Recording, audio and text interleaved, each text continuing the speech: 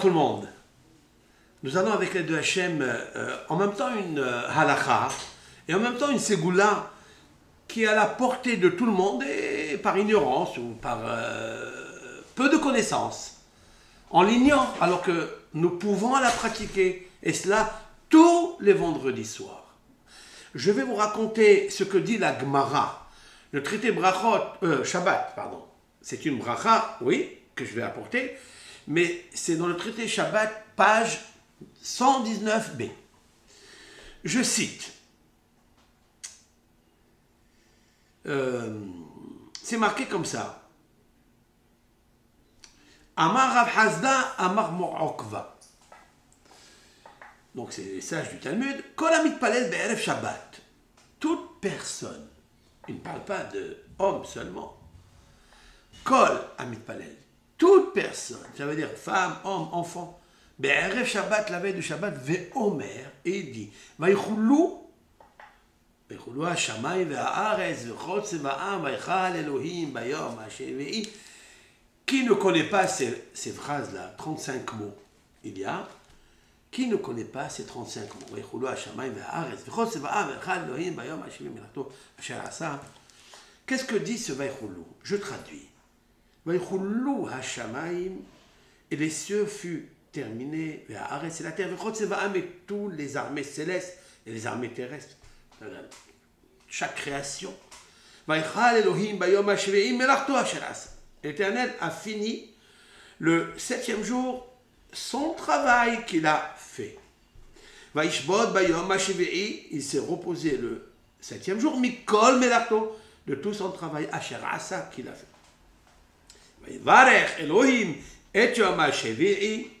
Et l'Éternel a béni le 7e jour, Kadesh Oto, il l'a sanctifié, Kivo Shavat Mikol Melachto. Car c'est ce jour-là qu'il a fini son travail et il s'est reposé. Asher bara Elohim la Asod. Que HaKadosh Baruch Hu a créé pour faire. Voilà donc le Vaïchoulou. Dans la prière, ces versets-là du Shabbat, on les dit pendant la tefila de Arbit vendredi soir. Donc,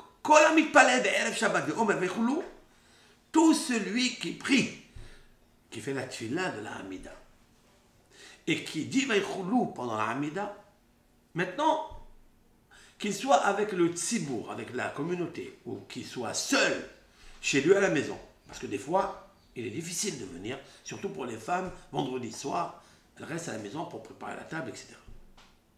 Une femme qui fait la tefila de Arbit, et elle dit, et elle comprend ce qu'elle dit. En fait, elle prête un témoignage quand elle est debout. Elle dit à Kadosh Baruch Hu, je témoigne que tu as créé le ciel, la terre et tout ce qui englobe, et tu te reposais le 7e jour. Tu as béni ce jour-là. Alors qu'est-ce qui se passe à ce moment-là, quand elle a fini la phrase? Shene Malaché Asharet, 2 anges célestes de service, Hamlavin Lola Adam, qui accompagnent tout homme. Surtout quand il sort de la synagogue, il est accompagné par ces 2 malachim.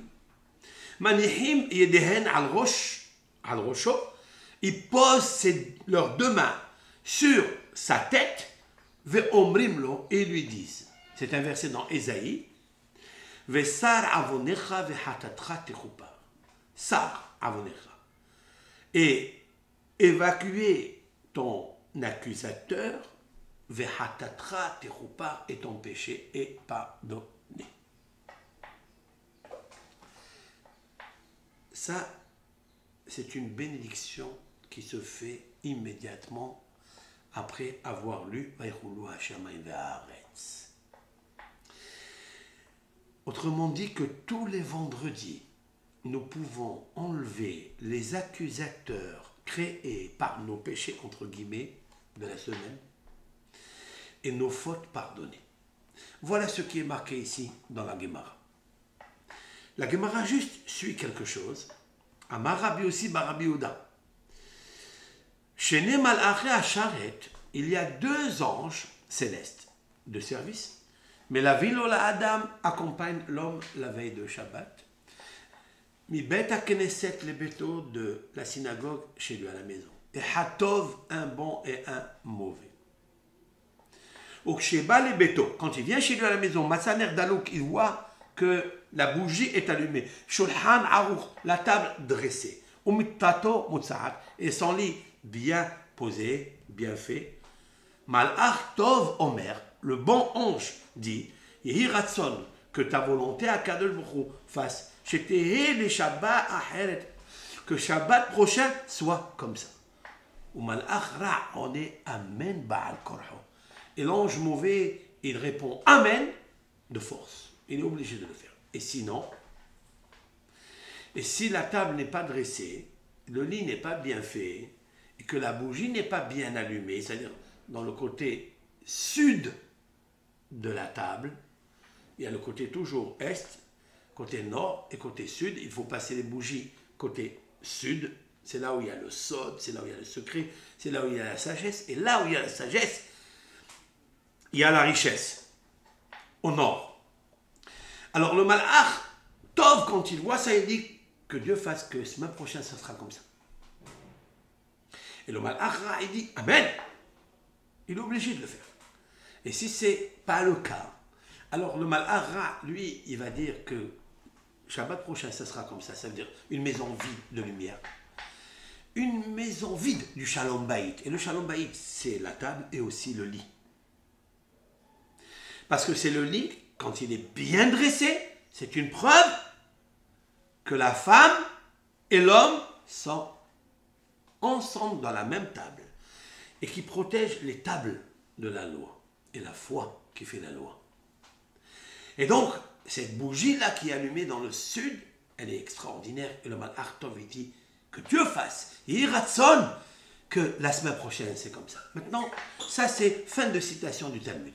Je voudrais en même temps et avec vous essayer d'expliquer quelle est la juxtaposition des deux ces goulottes extraordinaires que nos hachamim sont en même temps deux halachot et en même temps deux ségoulottes et brachot, bénédiction.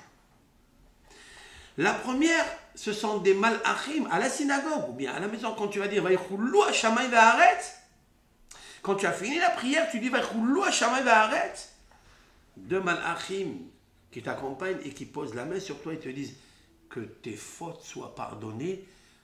Mais ce n'est pas que tes fautes, ça veut dire que tes fautes sont pardonnées.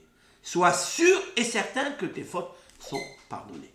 Voilà, ça c'est ce qui est marqué dans la Gemara. Maintenant, explique le Maharsha. Le Maharsha, c'est un rabbin qui a vécu au XVIe siècle. Et je vais juste prendre le texte. Quelle est là, en fait, l'astuce qu'il y a ici? Tout dépend de toi. Si toi, tu es Ma'amin, tu as la foi, que Akadosh Baruch Hu s'est reposé le Shabbat et qu'il a sanctifié le Shabbat et qu'il a béni le Shabbat, alors tu es en même temps béni. Mais pour être béni, explique le Maharsha, et quand tu es béni, tu es associé avec le Créateur du monde sur le Shabbat. Et en fait, tu peux être créateur du monde tous les Shabbats, même si tu as raté un Shabbat. Le Shabbat d'après, si tu as fait Teshuvah. Mais comment on fait Teshuvah? Pour que puissent les malachim poser leurs mains sur ta tête et faire la bracha. Quelle bracha? La plus grande. Celle qui empêche des fois à recevoir la vraie bracha. C'est le verset dans Ésaïe, comme l'ange là-bas sur place, dans Ésaïe, on peut prendre Ésaïe chapitre 6, et là-bas l'ange il lui dit Vesar avonecha vehatatra techupa. Alors que soit évincé, évacué, avonecha et hatatra, elle soit pardonnée. C'est quoi Avon? Avon, explique Rabbi Moshe Cordovero, le plus grand kabbaliste du XVIe siècle. Il a expliqué, d'ailleurs, kabbaliste légendaire, explique que le Avon, c'est l'accusateur en haut. Quand une personne, elle fait un péché, elle a attiré sur elle des ondes maléfiques. Ça, c'est Aleph pour lui, il n'est pas bien. Ils ne se sent pas bien. Parce qu'il a vidé la substance lumière qui est en lui par la faute.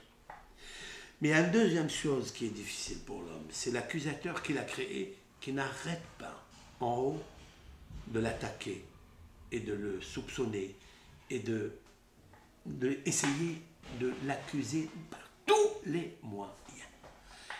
La plus grande bracha que ces deux anges lui font, c'est de dire que là-haut, l'accusateur en haut s'arrête, qu'il parte, qu'il soit loin de Hakadosh Baruch Hu pour ne pas accuser, afin qu'en bas, hatatra terupa.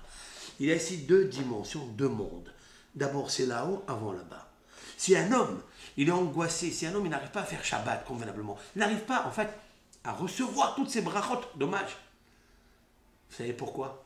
Là-haut, l'accusateur. Enlevez l'accusateur. Comment on l'enlève? C'est Ségoula très simple, très facile.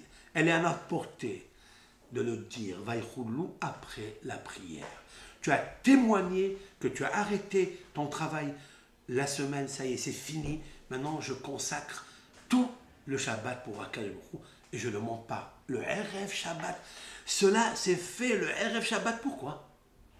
Parce que le RF Shabbat, on va dire Mizmor Shir Leom Shabbat, d'après le Midrash, c'est Adam Arishon qui a dit ce psaume pour remercier et avouer à Hakadosh Baruch Hu d'avoir fait une faute et qu'il lui a pardonné. Et le Malach a pardonné à Adam Arishon, et ce même Malach revient et pose la main sur ta tête et te bénit. Maintenant, pourquoi sur la tête? C'est ça qui est extraordinaire.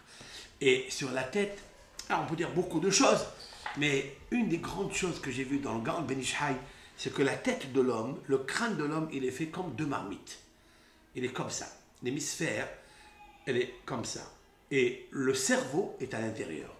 Mais en fait, ce sont deux petites marmites qui se touchent ensemble, et on peut voir un signe, une bordure, entre le premier crâne et le deuxième crâne, qui est une demi-marmite.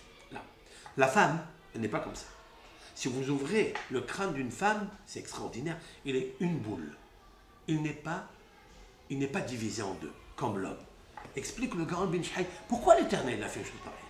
Parce qu'il dit que la femme, si on lui met deux marmites comme ça, alors à ce moment-là, quand elle tombe enceinte et elle va accoucher, avec les douleurs et les contractions de l'accouchement, elle peut casser le crâne qui est en haut, tellement qu'elle a la douleur. C'est pour ça qu'il a fait une boule, un crâne qui est un ensemble, pour que puisse cette femme ne pas tomber dans le danger, Dieu préserve. Tandis que l'homme qui, lui, n'accouche pas, donc il n'a pas de douleur, alors pourquoi il a fait ça? Ça, c'est la première explication. Mais la deuxième explication qui est magnifique, et c'est pour ça qu'il pose la main, il nous faut deux anges pour lui poser la main dessus. Parce que, Shamor Vezachor, un homme, il doit se rappeler que Shabbat, c'est Shabbat, et aucunement il doit abandonner son Shabbat, parce que c'est là où il trouve le pardon de ses fautes, et le fait d'éloigner, le mérite d'éloigner l'accusateur qui est en haut. Parce que si l'accusateur est en haut, le péché est en bas, il est empêché de recevoir la bracha. Voilà une halacha, une ségoula en même temps. Puis Hakadosh Baruch Hu nous donner toujours la chance de vivre notre vendredi soir, d'aller à la synagogue en bonne santé, de dire Vaïchoulou Hashamaim, que Hakadosh Baruch Hu, oui, je témoigne qu'il a créé le monde, afin que ces deux anges posent la main sur notre tête, sur nos têtes, et nous bénissent, que Hakadosh Baruch Hu nous pardonne nos fautes et qu'il inverse le malacha, l'accusateur, pour qu'on reçoive la kedusha du Shabbat et la bracha du Shabbat. Maintenant, je voudrais vous dire d'où c'est sorti tout ça. Parce qu'il nous faut toujours sortir les paroles des Hachamim qui sont enracinées dans la Bible, la Torah de Moshe Rabbeinu. Il n'y a rien qui est dit s'il n'y a pas une preuve dans la Torah de Moshe Rabbeinu. D'où on sait tout ça? Dans le Talmud de Jérusalem, la réponse. Dans le Talmud de Jérusalem, c'est quelque chose d'extraordinaire avec la péricope de la semaine. La para Adoma Temima. Dieu dit à Moshe de prendre une vache rousse intègre dans sa rousseur. Et elle n'a pas de défaut physique, mais elle est intègre dans sa rousseur. Il faut qu'elle soit rouge. Il ne faut pas qu'il y ait des poils blancs, etc. Qu'est-ce que fait cette vache rousse? Quel est le but de la vache? Pourquoi l'Éternel a créé cette complication? Il est dit qu'aucune impureté qui est attrapée à cause du mort, parce qu'on a accompagné un mort, elle ne peut pas être purifiée avec un mikvé, avec une autre purification, si ce n'est qu'avec la vache rousse.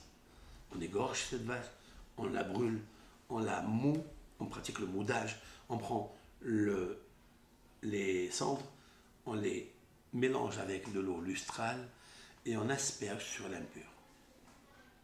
Akadosh Baruch Hu s'occupe uniquement de cette mitzvah extraordinaire. Quand Moshe Rabbeinu est monté au ciel, explique le Talmud, il a rencontré Akadosh Baruch Hu avec un livre dans les mains, dit le Midrash.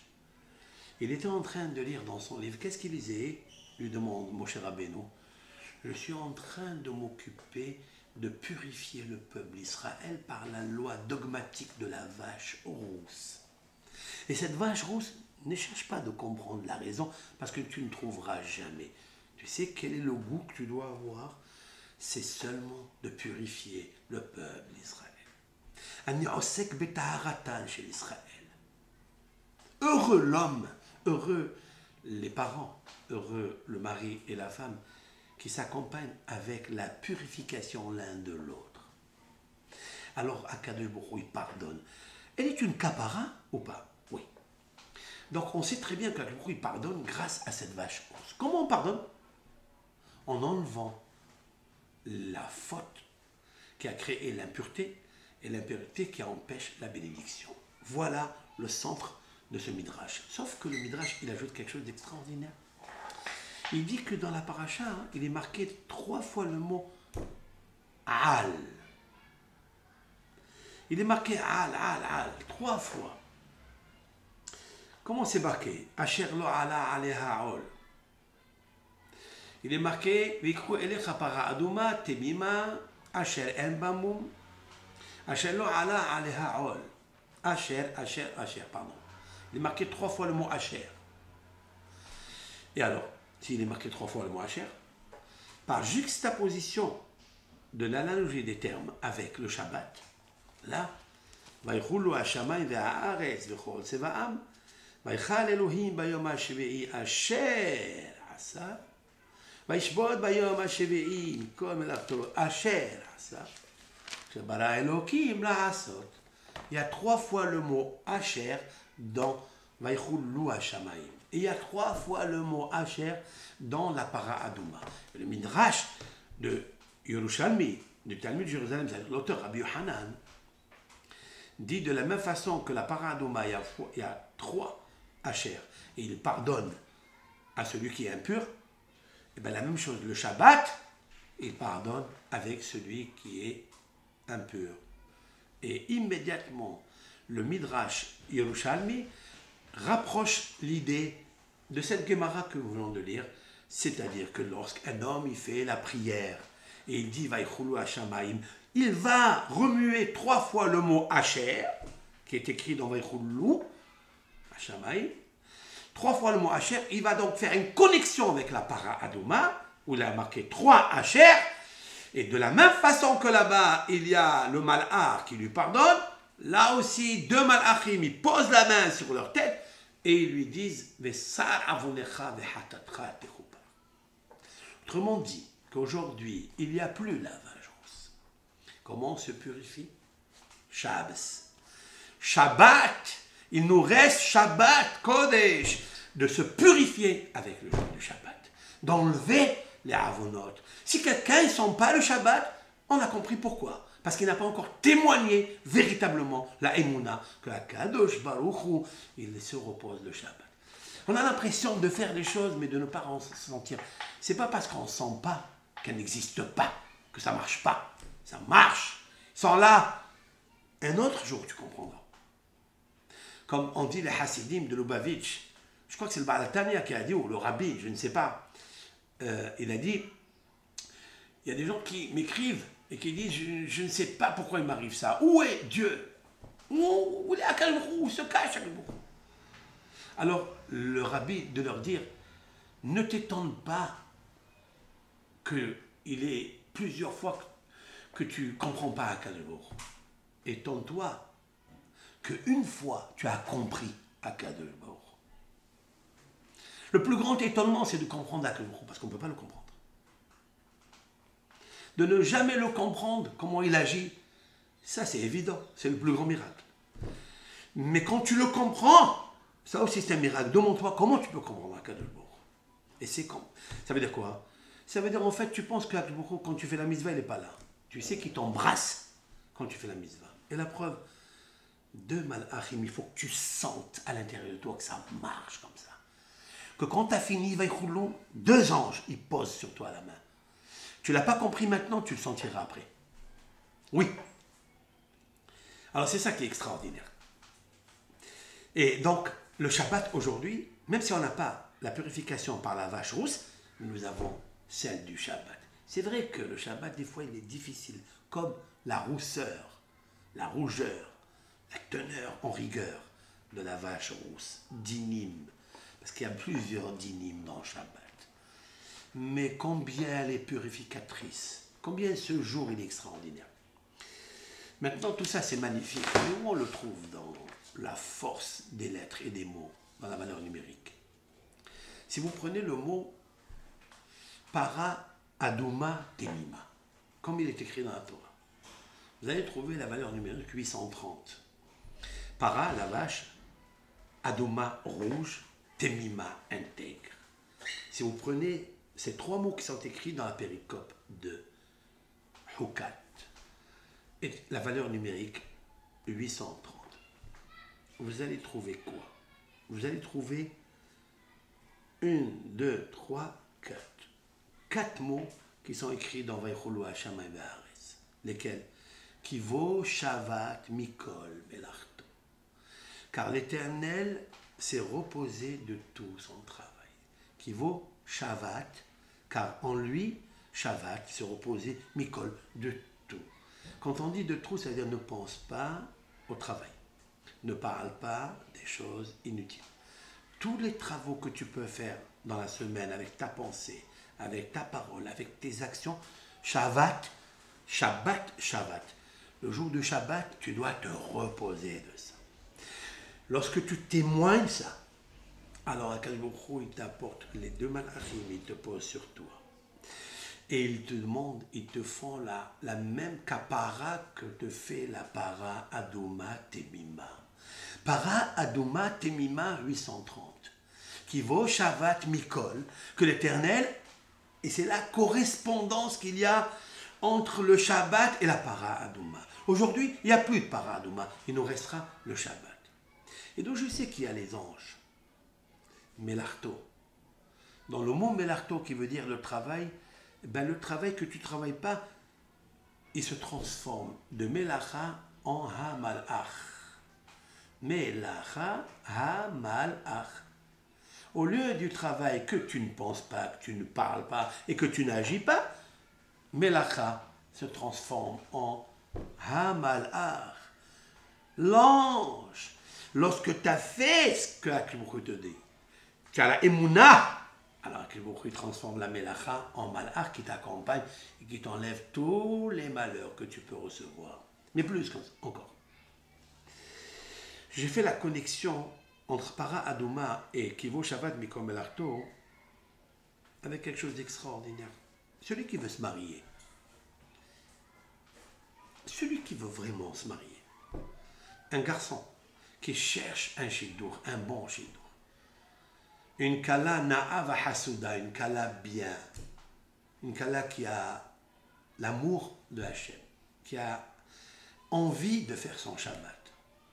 Il la trouvera grâce à Vaïchoulou Hashamayim Ve'aretz. D'abord, Vaïchoulou, ça vient du mot kala, le chadodi, l'ikrat kala, c'est sûr et certain. Mais plus que ça, le Midrash nous dit que le jour du Shabbat, c'est-à-dire le 7e jour, est monté chez Akadosh Baruch Hu, lui a dit à tous les jours de la semaine, tu leur as créé leurs partenaires, leurs zivoug, leurs âmes sœurs. Au dimanche, tu as créé lundi, ils sont en couple. Au mardi, tu as créé mercredi, ils sont en couple. Au jeudi, tu as créé vendredi, ils sont en couple. Mais Shabbat, je suis seul. Je suis Aguna. Alors, pourquoi? Il lui a dit, toi, Shabbat, Amalka, Shabbat Hakala, je t'ai réservé Israël, qui sont les Hatan. Déjà, avec ce midrash-là, il est explosif. De dire qu'Israël, c'est le Hatan, qui cherche la Kala, il faut qu'il se marie avec le Shabbat. Quelqu'un qui veut se marier physiquement avec sa Kala, son âme sœur, pour créer des neshamot dans son olam, oui, pour que le malach il pose la tête sur la ke'ara, sur la marmite qu'il y a ici. C'est comme une forme de marmite. Parce que, dit le Gaon Ben Ish Hai, il est des fois une femme qui est akara. Qu'est-ce que c'est akara? Elle est stérile. Pas seulement stérile de sa matrice, parce qu'elle ne donne pas d'enfant, mais elle est stérile parce qu'elle ne trouve pas le hatan. Parce que le mot akara, il s'est transformé en mot ke'ara. C'est quoi ke'ara? C'est la marmite. Nous avons ici une grosse marmite. Chez l'homme, elle est divisée en 2 hémisphères, et chez la femme, c'est une boule. Je vais l'expliquer pourquoi tout à l'heure.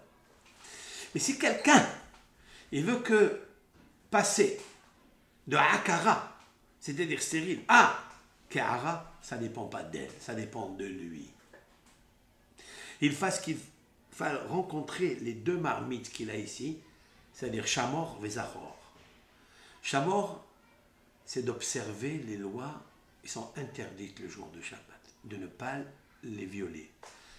Et Zachor, c'est de souvenir et de mettre ces 2-là, Bedibour Ehad. Shamor et Zachor ne'emru Bedibour Ehad. Ils ont été dit en un seul mot. Ça veut dire en un seul mot. Voilà, ils sont 2. Oui. À l'intérieur, il y a le cerveau. Dans ce cerveau se trouve le fluide qui crée le sperme en passant par la moelle épinière et les 18 vertèbres. Il se propage dans les 18 vertèbres. C'est un flux, hein? Ça n'est pas un liquide physique. Comprenez-moi. Ce flux-là, il descend jusqu'au Évré, à Adam. Et c'est là où l'homme doit procréer, c'est le vendredi. Comme dit le Talmud. Et voilà, des fois, il n'arrive pas à procréer. Et voilà, des fois, il n'a même pas la kala. Pourquoi? Il a besoin de Vessar, Avonecha, Vehatatra, Techupar. Il a besoin qu'on lui enlève l'accusateur en haut pour qu'on lui enlève le péché en bas, qu'on lui pardonne le péché en bas. Alors à ce moment-là, tu as sauvé ton âme. Et je vais vous apporter un verset extraordinaire qui a la même valeur numérique que je viens de vous lire maintenant, 830, c'est le verset Vaïvea Yitzhak Ohela Sarah Imo. Et Yitzhak, il a amené Rivka à Ohela, à la tente, Sarah Imo, de sa mère Sarah. Quand est-ce que vous, Yitzhak, vous allez rigoler, vous allez rire? Chaque hatan doit se marier. À quel moment il va amener sa future femme qui s'appelle Rivka? Il va l'amener à la tente de sa mère, c'est-à-dire de la belle-mère. Il va l'amener à la maison. À quel moment? Shabbat. Qui vaut Shabbat Mikol, lorsque tu te reposes de tout. Voilà. Si tu fais ça, Akadosh Baruch Hu te donnera la kala de l'amener à la maison. Qui vaut Shabbat Mikol, valeur numérique 830, valeur numérique para Aduma Temima. Et à ce moment-là, tu vas amener cette kala, tu vas l'amener chez toi à la maison, et tu auras même un petit garçon. Pourquoi? Parce que Yitzhak, il a amené Rivka à la tente, parce qu'il a pardonné toutes ses fautes après la Hakeda. Il est devenu vierge, et il est devenu holocauste. Et après, il a eu 2 enfants. Et quand un enfant il arrive au monde, on lui fait Brit Mila. Cette Brit Mila, c'est une mitzvah, première de la mitzvah, et combien le couple, dans une maison juive, il veut le premier garçon Bechor. Tous ont envie de accomplir cette mitzvah-là. En même temps, le Pidyon Aben et en même temps la Brit Mila qui se fait à 8 jours. Comment on appelle cette Mila qu'on fait avec le Zohar qu'on lit la veille? Brit Yitzhak. C'est vrai? Ben Beriti Yitzhak, mon alliance Yitzhak, c'est la valeur numérique para Aduma Temima, 830. Et c'est la valeur numérique qui vaut Shabbat Mikol. Et c'est la même valeur numérique, Vaivea Yitzhak El Aoela, Sarah Imo. Voilà, il y a tout ici. Et alors, qu'est-ce qui se passe? Mais il faut qu'on pardonne nos fautes. Comment on fait? Alors là, j'ai trouvé le scoop du scoop, c'est-à-dire que la valeur numérique 830 est une référence à ce que le grand psalmiste David Amelech a écrit dans les psaumes Hatzila meherev nafshi. S'il te plaît, l'Éternel, sauve mon âme du glaive du méchant. Le glaive du méchant, c'est l'accusateur en haut. C'est celui qui prend son glaive, qui est la bouche, et qui coupe et qui taille en morceaux l'homme qui n'a pas encore pardonné ses fautes, il n'a pas fait teshuva. Alors lorsque tu fais tout cela, tu dis Vaïchoulou, tu as fini avec lui. Les deux anges, ils viennent, ce sont les deux témoins qui seront témoins pour ton Shabbat, qui seront témoins qui t'ont pardonné les fautes, qui vont t'accompagner à la Choupa, à Ohela, qui vont te donner le garçon, parce que eux, Atzila Nafshi Meherev, c'est que tu as sauvé mon âme du Herev, c'est-à-dire de l'accusation qui est Herev Pipiot Bianam. Finish avec ça. Et à ce moment, il aime et il bénit, et c'est lui-même qui protège les bénis Israël. Kol tov lachem, bracha, tzlacha, b'chol ma'aseh yedechem. Amen.